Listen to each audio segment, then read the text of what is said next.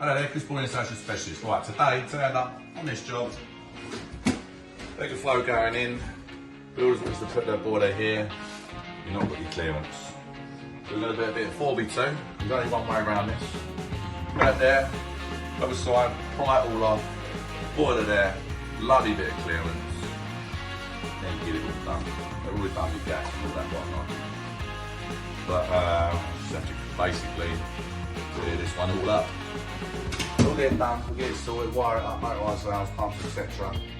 We'll get it done and mop it all up, get it all commissioned, get it signed off. Okay then, so this is the finished product. So we turn the boiler 90 degrees like that, as you can see. We've got our mega flow tucked right in, so we've got plenty of clearance if that ever needs to be changed. And that's it. So let's talk about filling up systems. So this is a system boiler. What that means is you've got a built-in pump and a pressure vessel. So it's a pressurised system without a header tank. So normally with a system boiler, you'll have an external filling loop where you've got two lever valves on and off, and basically all that is a braided hose here. You'll turn, one is connected to your mains water and then one's connected to your heating.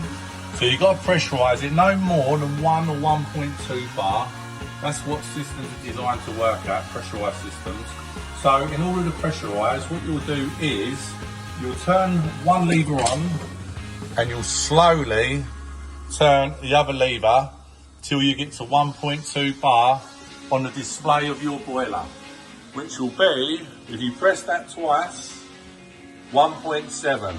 So what we'll do there, because we've got to bleed the radiators, if we take out the radiator, this pressure will drop obviously. So what we're going to do, we're going to put that to about 1.2, turn the both levers off, and that is all good then. So that is how you top up a system boiler. So with the valiance, press the top right button twice, it'll come up with a system pressure, which is 1.7 bar at the moment. But we're going to drop that to about 1.2 and the boiler's all good to go. Brilliant.